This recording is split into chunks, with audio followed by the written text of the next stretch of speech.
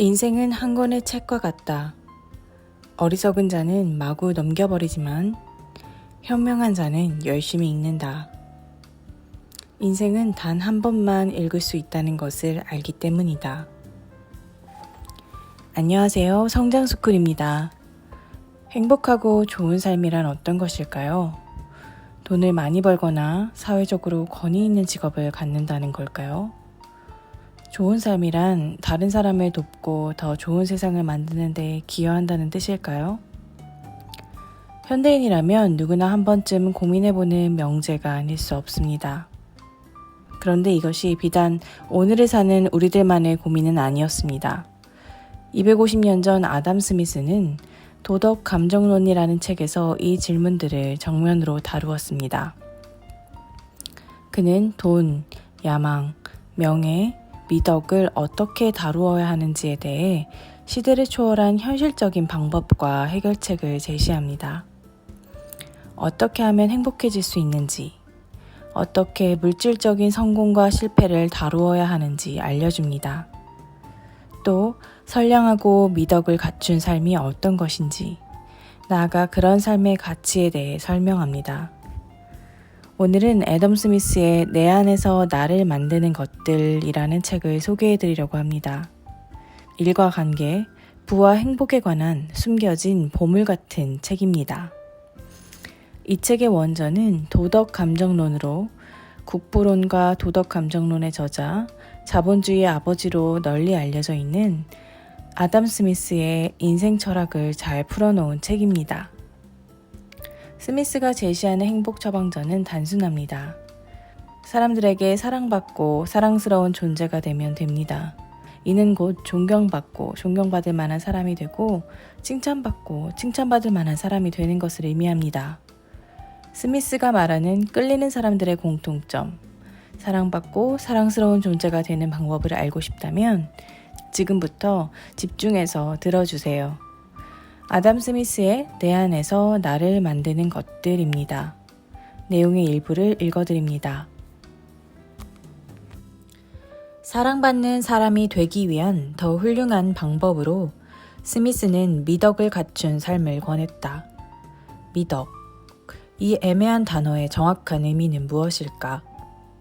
스미스가 생각하는 미덕은 여러 가지 의미가 있다. 그중 그가 가장 강조한 세 가지가 있으니 바로 신중, 정의, 선행이다. 이를 갖춘 인간은 사랑스러운 존재가 되어 주위 사람들에게 존경과 칭찬을 받게 된다. 즉, 이 세 가지는 사랑받는 사람이 되기 위한 자격 요건인 셈이다. 스미스는 이 세 가지로 무엇을 말하려는 것일까? 쉽게 설명하면 대략 다음과 같이 정리할 수 있다. 신중, 자기 자신을 돌본다. 정의, 다른 사람을 해치지 않는다. 선행, 다른 사람을 선한 마음으로 대한다. 훌륭한 삶을 사는 방법으로 이 세 가지 조합은 그리 나쁘지 않아 보인다. 신중한이란 의미는 무모하지 않게 행동한다는 뜻이지만 스미스는 그보다 훨씬 더 많은 의미를 부여했다. 스미스가 생각하는 신중함은 건강과 돈, 평판 등 인생과 연결된 모든 것들을 현명하고 진지하게 보살핀다는 의미다. 따라서 신중한 사람은 활동적이며 자신을 꾸준히 관리한다. 또한 열심히 일하고 빚을 지지 않으며 벼락부자와 같은 허황됨을 멀리한다. 즉 한탕주의를 경계하고 성실하게 일해 조금씩 나아지는 삶을 살고자 한다. 그렇다면 신중한 사람은 자신의 평판을 어떻게 관리할까? 스미스에 따르면 신중한 사람은 진실하고 정직하다. 본인이 잘 알고 있는 사실이라고 해도 나서서 말하지 않는다. 논의 중에 언제나 자신의 의견을 제시하는 것도 아니다. 그는 좋은 친구지만 사람들을 대할 때 과장된 행동은 삼간다. 그에게 우정이란 신중하게 잘 고른 몇몇 친구들에게 충실한 믿음을 주는 것이다. 그의 친구들은 눈에 띌 정도로 이루어 놓은 것이 많거나 화려한 사람은 아니다. 하지만 겸손하고 사리분별을 잘하며 선하게 살고자 하는 사람들이다. 신중한 사람은 요란하고 가식적인 파티를 별로 좋아하지 않는다. 술잔치를 벌이면서 크게 떠들어대는 친목 모임에 자주 가지 않는다. 신중한 사람은 남에게 해를 끼치지 않으려고 애쓴다. 그는 결코 무례하게 구는 적이 없다. 그는 내일의 더 큰 편안함과 즐거움을 위해 오늘의 안락을 기꺼이 희생할 만큼 절제심이 있다. 인생에서 간절하게 원하는 것을 위해 지금 당장의 즐거움을 자제할 수 있다. 신중한 사람은 언제나 진지하고 열심히 연구한다. 자신이 몸담고 있는 분야를 온전히 이해하기 위해서, 그리고 자신의 지식을 매개로 다른 사람을 잘 이해하기 위해서다.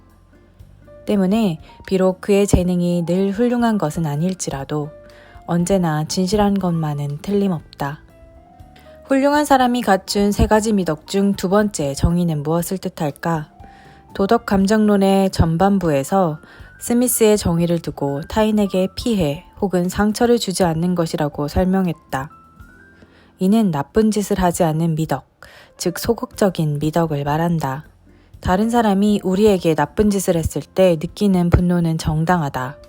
그러나 그 외에는 어떤 이유로도 우리는 이웃을 해칠 수 없다. 또한 그 어떤 이유로도 사람들의 공감을 얻으며 남에게 나쁜 짓을 할 수 없다. 단순히 내 행복에 방해가 된다는 이유만으로 남의 행복을 해친다면 절대로 공정한 관찰자의 지지를 얻을 수 없다. 나에게 유용하다는 이유만으로 남에게 정말 유용한 것을 빼앗는 것도 마찬가지다. 물론 남을 희생시키면서까지 자신의 행복을 중요시하는 것이 인간의 본성이다. 그러나 이런 본성에만 몰두하는 사람은 공정한 관찰자의 공감을 절대 얻지 못한다. 스미스는 당신의 철칙을 인정하면서도 타인보다 자신을 우선시하는 것이 왜 나쁜지 훌륭하게 정리했다. 모든 사람이 타인보다 자기 자신을 좋아하는 것은 당연한 사실이다. 그러나 그렇다고 다른 사람을 향해 나는 당신보다 나 자신을 더 좋아한다고 과감하게 말하는 것은 곤란하다. 비록 이것이 인간의 본성을 드러내는 말이라 해도 말이다. 그런 말을 대놓고 하는 건 타인의 눈에 터무니없어 보인다는 사실을 우리 역시 잘 알고 있다. 사람들은 부와 영예, 그리고 높은 지위를 얻기 위한 경주에서 이기기 위해 있는 힘껏 달리기를 시작한다. 그런데 그 과정에서 누군가가 경쟁자들 중 한 사람을 밀치거나 넘어뜨린다면 이를 지켜보는 사람들은 일제히 분노할 것이다. 시합의 규칙을 위반했기 때문이다. 이런 상황에서 사람들은 남에게 피해를 끼친 사람의 자기애는 고려하지 않는다. 때문에 그에게 아무도 공감하지 않는다. 그들은 오직 피해자가 느끼는 분노에만 기꺼이 공감하고 가해자에게는 증오와 분노를 느낀다. 결국 가해자는 자신이 주위 사람들의 증오와 분노를 일으킨 존재라는 사실을 깨닫게 된다.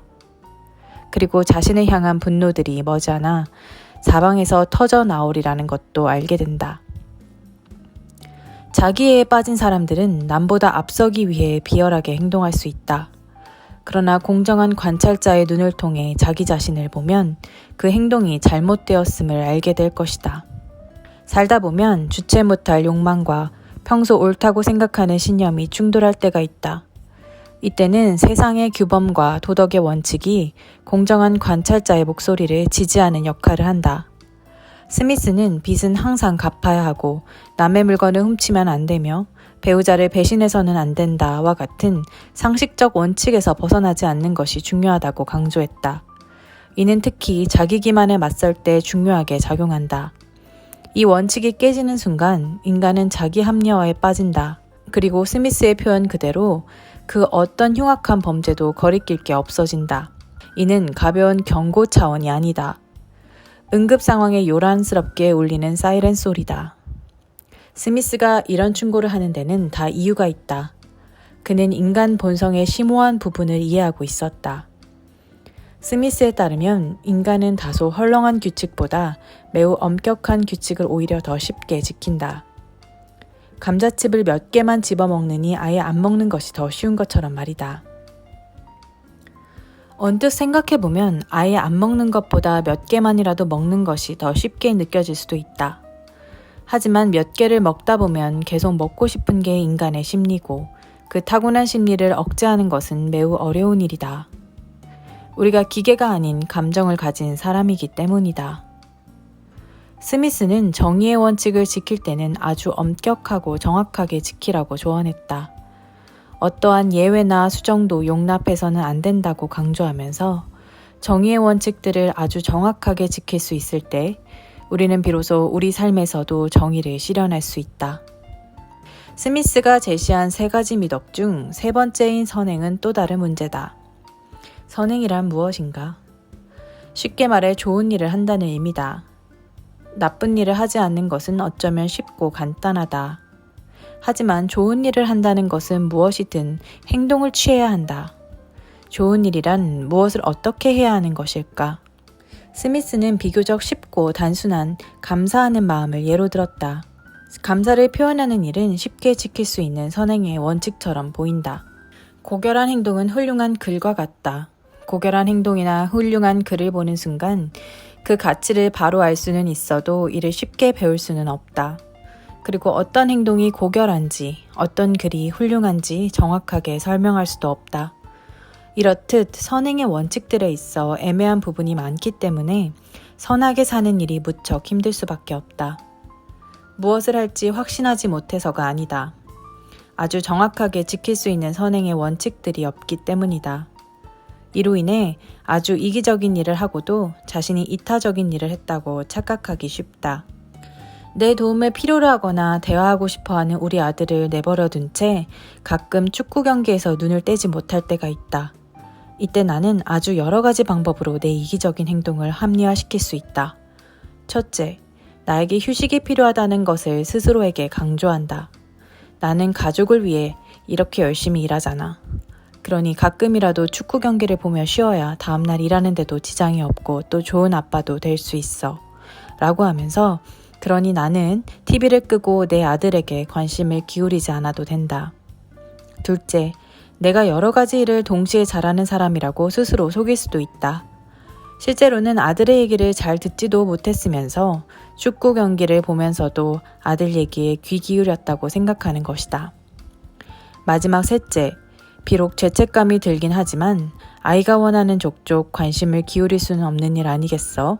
라며 자기 합리화를 해버릴 수 있다.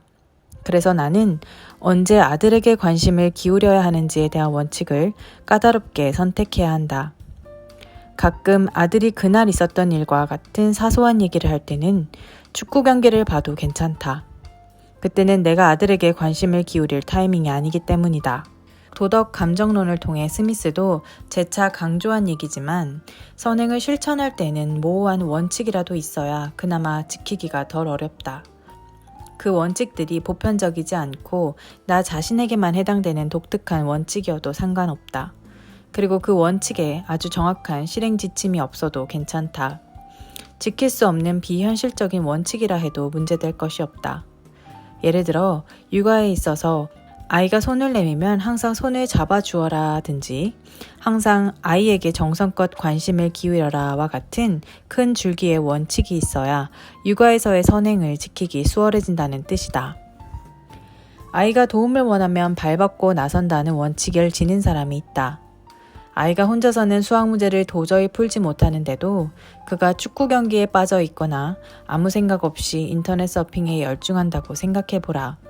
이 모습을 공정한 관찰자가 바라본다면 과연 어떻게 생각하겠는가?